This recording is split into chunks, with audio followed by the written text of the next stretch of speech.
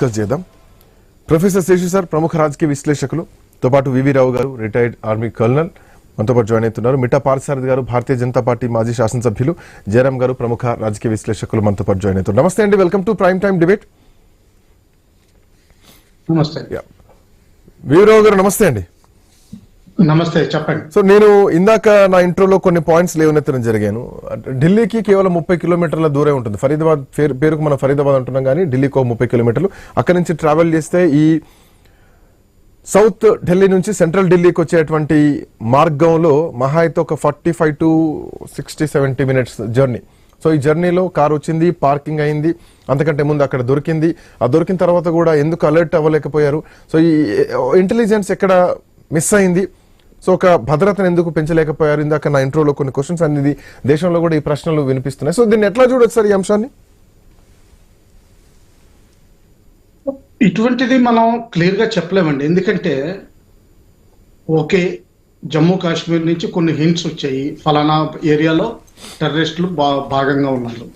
అందులో 2-3 అరెస్టులు చేశారు. మిగతా వాళ్ళు ఎలా ఉన్నారో వెహికల్స్ చెక్ చేయడం, అంటే వెహికల్స్ లో ఉండొచ్చు అనుకుంటారు, కానీ వీళ్ళు ఎక్స్ప్లోజివ్స్ తీసుకుని తిరుగుతున్నారని ఎవరు అనుకోరు. సో చెక్కింగ్స్ ఎక్కువ పెట్టినా గానీ ప్రాబ్లమ్స్ ఉంటాయి. ఎందుకంటే ట్రాఫిక్ ఆగిపోతుంది, ట్రాఫిక్ స్లో అయిపోతుంది. తర్వాత చెకింగ్ చేయడానికి కూడా చాలా ఎక్స్పర్టీస్ కావాలి, అంత ఈజీ కాదు. కొన్ని ఫిల్టర్స్ ఇవన్నీ పట్టుకోవాలి. అంతకుముందు కొన్ని సంవత్సరాల క్రితం అస్సాం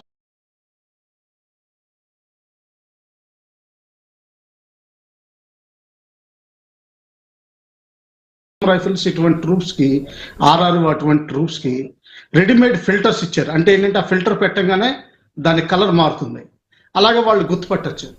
నార్మల్ లేమ్యాన్ కి అమోనియం నైట్రేట్ లా ఫెర్టిలైజర్ లానే కనిపిస్తుంది. సో ఆ విధంగా చెకింగ్స్ తో చేస్తే అది బహుశా ఇది ఐఫోన్ అనుకోవచ్చు. అది ఎక్కడ చెకింగ్ అవుతుందో అక్కడ కూడా బోల్డంత ట్రాఫిక్ అయిపోతుంది, అక్కడ కూడా బ్లాస్ట్ అవ్వచ్చు. దానికి ఏం చెప్పలేమండి. అంటే ఇది నేను ఫెయిల్యూర్ కింద చూడట్లేదు. అదేంటంటే వాళ్ళు తొందరపాట్లో చేశారు. బహుశా మనం ఇంకొంచెం ఫాస్ట్ గా రియాక్ట్ అయి ఉంటే కొంచెం బెటర్. ఇది ఎప్పుడు డిబేటబుల్ గానే ఉంటుంది, ఏ దేశంలో అయినా సరే. మన దేశంలోనే కాదు, ఏ దేశంలో అయినా ఇలాగే ఉంటుంది. చెప్పండి సో దీంట్లో ప్రధానంగా 3 విషయాలు. ఎందుకంటే ఎక్కడ చాలా జాగ్రత్తగా ఉండాలి, రా కానీ ఇంటెలిజెన్స్ కానీ. ఎప్పుడైతే నిన్న కూడా మనం ఒక సందర్భంలో మాట్లాడాం, పోస్టర్లు ఎప్పుడైతే కలకలం రేపినాయో, ఉగ్రవాదులంతా కూడా ఒక ర్యాలీగా రావాల్సినటువంటి లాహోర్లో వెలిసినటువంటి పోస్టర్ల తర్వాత డాక్టర్ పేరు నాకు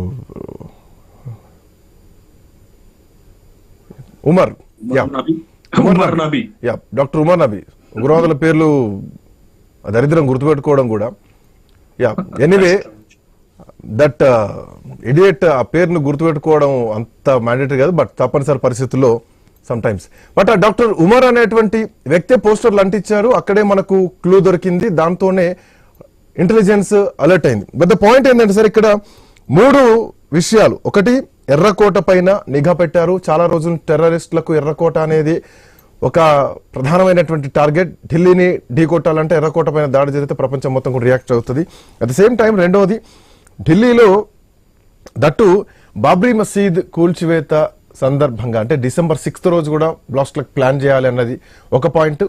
మోరోవర్ నెక్స్ట్ మంత్ లో పుతిన్ భారత్కు వస్తున్నారు, ఒక బిగ్గెస్ట్ ఈవెంట్ జరగబోతోంది, ప్రపంచం మొత్తం కూడా ఇటే అటెన్షన్ క్రియేట్ అవుతుంది. సో ఇట్లా నేపథ్యంలో కూడా ఒక దాడికి ప్లాన్ చేయాలి అని ఉగ్రవాదులు ప్లాన్ తీసుకున్నారు. అండ్ ఇవన్నీ కూడా ఒక ఎరువుల సంచులు అని చెప్పారంటే అక్కడటువంటి స్థానికులు, దౌజ్ అనేటువంటి విలేజ్ లో స్థానికులు చెప్తున్నారు. వాళ్ళు అడిగారు క్వశ్చన్స్, ఏంటి సంచులన్నీ, ఎప్పుడు రారు, ఎప్పుడు వచ్చినప్పుడు సంచులు తీసుకొచ్చి వేసిపోతారంటే ఇవన్నీ ఎరువులు, యూరియా అని చెప్పినటువంటి పరిస్థితి. సో ఇంత నెట్వర్క్ 2 సంవత్సరాల నుంచి జరుగుతోంది. సో ఎట్లా సార్, ఎట్లా ఈ నెట్వర్క్ ని ఎట్లా హ్యాండిల్ చేస్తారనుకోవచ్చు వీళ్ళను? ఇప్పుడు ఏముందంటే ఇది పక్కా పాకిస్తాన్ లో ISI హెడ్ క్వార్టర్స్ లో హ్యాండ్లర్స్ ఉంటారు. ఆ హ్యాండ్లర్స్ కి సబ్ హ్యాండ్లర్స్ ఉంటారు. అంటే జేసీఓస్ అక్కడ పైన లెవెల్లో ఆఫీసర్స్ ఉంటే, కింద లెవెల్లో జేసీఓస్, సూపర్వైజర్స్, CIs ఇటువంటి లెవెల్లో ఉంటారు. వాళ్ళకి ఇంపార్టెంట్ హ్యాండ్లర్స్ ఇండియాలో ఉంటారు. ఇప్పుడు వాళ్ళకి కట్ ఆఫ్ అయిపోతుందండి. ఇప్పుడు గుజరాత్ మాడ్యూల్ కి, ఫరీదాబాద్ మాడ్యూల్ కి, ఈ పుల్వామాలో మోటివేట్ అయిన వాళ్ళకి చాలా కట్ ఆఫ్ ఉంటుంది. ఇప్పుడు మనం ఈ మాడ్యూల్ బ్రేక్ చేసినంత మాత్రాన దేశంలో ఉన్న స్లీపర్ సెల్స్ అన్ని క్లోజ్ అయిపోయినట్లు లెక్క పెట్టుకూడదు. ఎందుకంటే ఏ సెల్ ఎక్కడ ఆపరేట్ చేస్తుందో తెలియదు వేరే వాళ్ళకి. అది కట్ ఆఫ్ పెట్టుకుంటా ఓన్లీ ఐఎస్ఐ హెడ్ క్వార్టర్స్ లో ఉన్న మేజర్ సాబ్ ఒబ్లిక్ కల్నల్ సాబ్ తెలుస్తుంది, ఇంకెవరికి తెలియదు. వాళ్ళకి ఇన్ఛార్జ్ గా ఒక బ్రిగేడియర్ ఉంటాడు, ఆయన డైరెక్ట్ పాకిస్తాన్ ఆర్మీ చీఫ్ నుంచి క్లియరెన్స్ తీసుకుంటారు, లేకపోతే డీజీఐఎస్ఐ నుంచి క్లియరెన్స్ తీసుకుంటారు. ఈ విధంగా జరుగుతుంది. ఇంకా మిగతా మానిటరీ అంటారా, అవి కూడా మానిటరీ చేసిన వాళ్ళకి రిసోర్సెస్, మిగతా రిసోర్సెస్ అంటే బాంబ్ తయారీ మెటీరియల్ ఎక్కడుందో తెలియదు. 2001 లో ఎప్పుడైతే ఈ రెస్ట్ ఆఫ్ ఇండియా అంటారు పాకిస్తాన్ ఐఎస్ఐ వాళ్ళు దీన్ని, అంటే మనం హింటర్లాండ్ అంటాం, అంటే ఏంటంటే basically Jammu Kashmir north eastern states కాకుండా మిగతా భూభాగం. ఈ భూభాగంలో లోకల్ మెటీరియల్స్ ఎక్కువ వాడాలని అప్పుడే నిర్ణయించుకున్నారు, ఇప్పుడు కాదు. ఎందువల్ల అంటే ఏంటంటే దీనికి ఎప్పుడు లోకల్ కలర్ వస్తుంది. జమ్మూ కాశ్మీర్ లో అయితే అది డిబేటబుల్ ఏరియా కాబట్టి మేము పాకిస్తాన్ నుంచి చాలా మంది మా ఏరియాని వెనక్కి తీసుకోవడానికి వాలంటరీగా వచ్చి జమ్మూ కాశ్మీర్ వెళ్ళి అక్కడ మార్టీర్స్ అయిపోయారు, లేకపోతే చనిపోయారు, ఏ విధంగా అనుకుంటున్నా కానీ వాళ్ళు ఆ విధంగా ప్రచారం చేయగలుగుతారు. కానీ రెస్ట్ ఆఫ్ ఇండియాలో ప్రచారం చేయడానికి కష్టంగా ఉంటుంది. అందుకని లోకల్ మెటీరియల్ నే పోగు చేయాలని ఇది ఎప్పుడో రూల్ పెట్టారండి.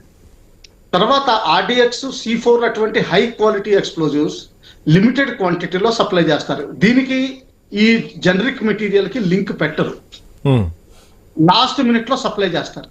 లాస్ట్ మినిట్ లో IED స్పెషలిస్ట్ వస్తాడు, ఎక్కడి నుంచో వేరే చోట నుంచి. వీళ్ళకి అంత ముందు టచ్ ఉండదు. వీళ్ళు ఇప్పటి వరకు డాక్టర్లు అయిన వాళ్ళు, ఫుల్లీ ఎక్స్పీరియన్స్డ్ కాదు, లేకపోతే 2 years ఇంత చేయలేరు వాళ్ళు. తర్వాత టార్గెట్స్ అంటారా, వీళ్ళకి టార్గెట్ క్లియర్ గా ఎప్పుడు చెప్పరు. వాళ్ళ దగ్గర పాకిస్తాన్ లో ISI దగ్గర వీడియోస్ ఉంటాయి, వాటికి డమ్మీ ట్రైనింగ్ ఇవన్నీ చూసుకుంటారు.